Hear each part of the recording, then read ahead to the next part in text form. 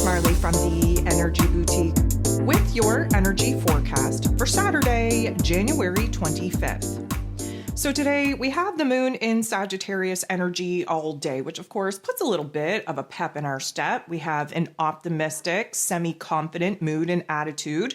We are definitely in the situation and circumstance to want to kind of expand and explore our boundaries, so to speak, and put ourselves in a good situation to do some research on this new path, on this new direction that we're definitely contemplating and manifesting. And so the moon in Sagittarius definitely has us a little bit ADHD squirrel brain. We are jumping from one thing to the next. It is very hard to kind of focus, concentrate on one thing in its completion. However, we are gifted with beautiful opportunities here today to really kind of get in touch with this new heart space, with this new energy, with new passions, with new desires, and actually believe that we can achieve them, which is a beautiful thing. So we have 10 different aspects taking place here today. 8 of them are going to involve the moon. We have the moon in this Sagittarius energy making a beautiful interaction with Mars, the god of war, ruling over our physical energy, our drive, our passion, our desire, even our anger. Mars, of course, is retrograde, so no huge actions being made. We are kind of reassessing things, especially our emotions, our fuel, our drive, if you will, and what needs to be removed and eliminated in order for us to find emotional safety, security, stability before we go ahead and start adding things to our external realm. The moon and Mars working very well together to get honed in, to absolutely focus on the excitement, on the silver linings, on the glimmers, if you will, and to absolutely be cultivating a new spark, fire and flame within us that, again, going to push us, fuel us through the first set of obstacles and challenges when we're gifted with that green light go ahead to actually take action, make moves out in the external realm. Motivation is high, determination is high, inspiration is high, and that is a beautiful thing. But of course, just when we kind of receive that type of mood and attitude and clarity, there's got to be some sort of situation that pulls us on back. And of course, the moon in Sagittarius is going to get into the boxing ring, square off with Saturn. Saturn is the lord of karma, ruling over roles, responsibilities, systems, structures, foundations, willpower, and discipline. Saturn is in Pisces energy, a water sign. This is the attempt to dissolve the old version of self due to the old belief systems and dissolving and deconstructing the physical realm that old version of self had built and created. And so this square is popping off because Sag energy, Pisces energy, both mutable signs. Mutability means that we are gifted with information, details, and clarity to support making a major change, making a major shift. Yes, emotionally speaking, this is going to kind of knock that earlier wind out of our sails. However, we have to get real. And that is one downfall with the moon and Sag, is that we tend to over-exaggerate things, overestimate things. A lot of things are rooted in hopes and wishes and dreams. And of course, Saturn brings the reality check. And so this particular interaction, probably not fun, probably not going to feel so good, but we do have to be a little bit more realistic with the hopes, the wishes, the dreams, the goals, the visions that we are currently wanting to pursue. The moon is then going to semi-square, creating a little bit of tension and conflict with Pluto, the great transformer, who of course is in Aquarius energy. Now, this is going to highlight for us where it is that in our inner realm, there are a lot of emotions, there are a lot of thoughts, let's call them, and narratives that are not currently supporting the change, the transformation that we know that we need to make. Therefore, Pluto kind of shows us where it is that we're holding on to fears, doubts, and insecurities, holding on to those old perspectives, those old narratives, and gives us the ability, luckily for us, the moon and Sag, being very optimistic and confident about things, seeing things from the most positive of perspectives, giving us the ability to kind of get a grip over where it is that, again, these anxieties, these worries are coming to the surface. We have the ability to flip the script, to fix them, heal them, repair them, transform them into something powerful, into a motivation, into a determination that is going to help us boss up and do what needs to be done, not only in our inner realm to get our heart and our head in alignment, but again, do what we got to do out in the external realm when gifted with that green light go ahead to do so. The moon is then going to trine, which is a beautiful interaction, with Chiron, the wounded healer, who of course is in Aries energy. This is fire on fire action. We love fire on fire action because, first of all, it helps to burn away the junk and the gunk. It helps to burn through the cords of attachment in the past towards that old version of self, towards old goals, visions, and dreams that, again, we're no longer resonating with. Because Chiron is helping us to anchor in this new version of self, to really develop, change, transform into our most highest self, this is a beautiful energy because once the junk and the gunk burn off, and once those cords have been essentially burned through, the fire energy gives us a new spark, gives us a new passion, gives us a new excitement, a new desire. And because Chiron is involved, this is our ability to see where it is that challenges and obstacles are our opportunity for growth, for healing, for repairment. And that is a beautiful thing. The moon goes ahead, though, and semi-squares, creating a little bit of tension and conflict with the sun in Aquarius energy. So anytime that the sun and the moon are coming together in any type of interaction, there's going to be an aha moment. There's going to be a level of awareness, especially emotionally speaking, of what it is that we want, need, and desire. There's going to be an aha moment on what needs to be done in order for us to get said want, need, and desire. Because this is a little bit of a tension, a little bit of a conflict point, we are going to have this realization due to things not working out, things not really being, let's call it tickety-boo. And realistically speaking, the sun shining a very bright light in this Aquarius energy is showing us, as we are acting as the observer, emotionally detaching from ourselves so that we can kind of be that observer self, not be so connected, so attached to the outcome, where we can see the bigger, greater, grander scheme, the picture, the purpose here. That Aquarius energy wants progress, wants innovation. It is a visionary energy. So in our, let's call it external realm, we are very much taking a good look at all of the things that aren't matching the goal, the vision, the dream that we want to manifest. And therefore, due to conflicting thoughts, conflicting emotions, conflicting circumstances, we are recognizing what it is that we don't want. We're recognizing what it is that we do want through this tension. Again, aha moment popping off due to things not necessarily aligning with the goal, the vision, the dream that, again, we want to manifest, we want to pursue. We have Mercury, ruler of the mental plane, ruler of information, communication, how it is that we express ourselves in this Capricorn energy with the tunnel vision goggles on, focused on what needs to be done. First of all, the to-do list of what we have to wrap up, release, and eliminate, getting pretty lengthy here, in order for us to, again, shift into the to-do list of what we want to build and create from here. But of course, we have to create a space in order for us to build something new. And that means that the to-do list of, again, what we have to provide endings and closures to, getting a little bit lengthy. We have Mercury making a very uncomfortable interaction with Jupiter, the planet of growth, expansion, beliefs, abundance, blessings. He, of course, is retrograde. So there is a reflection, a reanalyzation, a revision, if you will. And of course, he is in Gemini energy. So this is looking back on old ideas, old situations and circumstances that we should have learned tough love life lessons that we're failing to integrate, put into practice in this present moment. We're looking back at old conversations, old learning lessons, old topics and themes that, again, we're trying to breathe new life in. But having Mercury and Jupiter come together in this uncomfortable interaction is going to over-exaggerate, first of all, our headspace, meaning Jupiter turns the volume all the way up. He magnifies things. And because Mercury's involved, this is the headspace.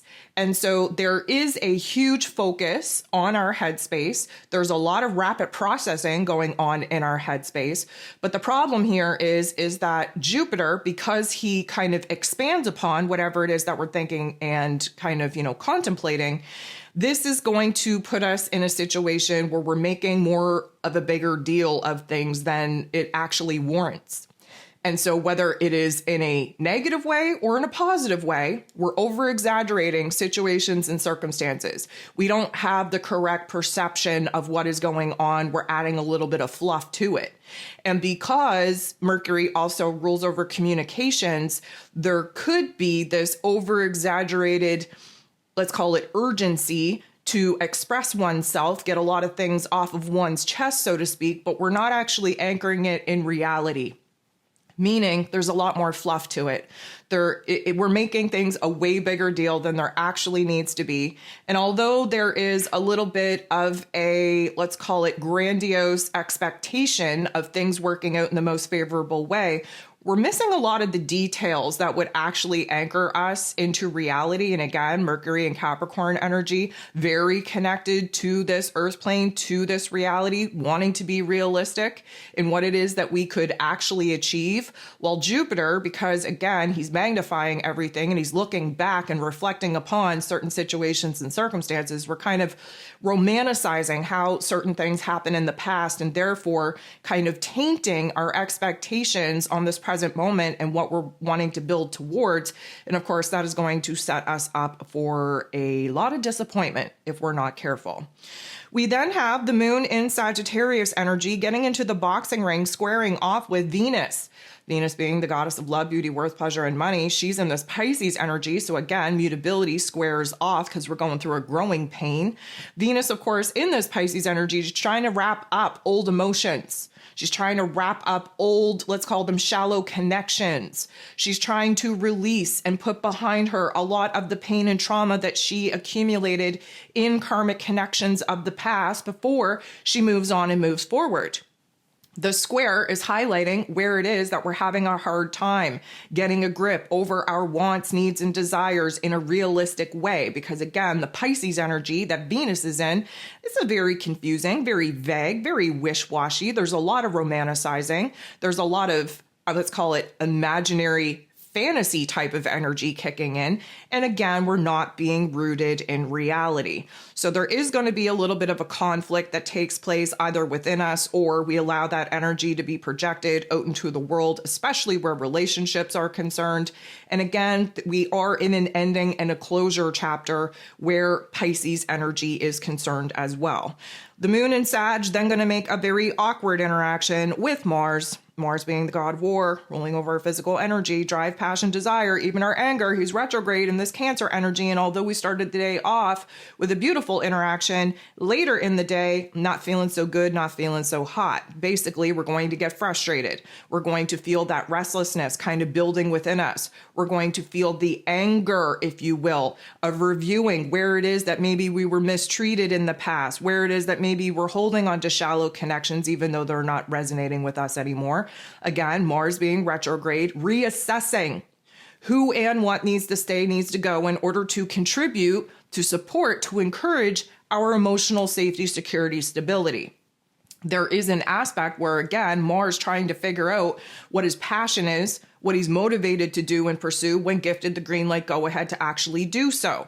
And because, again, this is not the greatest interaction, all the shadow parts of Mars coming to the surface of our awareness. So where you are having anger, where you are having frustrations, where you do feel a sense of betrayal or a sense of needing to provide endings and closures to certain relationship dynamics, this is going to fester a lot of not so nice thoughts and feelings so that they can rise to the surface, so that we can be aware of them, so that we can alchemize them, change and transform them into a fuel that is actually going to motivate us to do what needs to be done in the physical realm when it's time to hit that green light go ahead.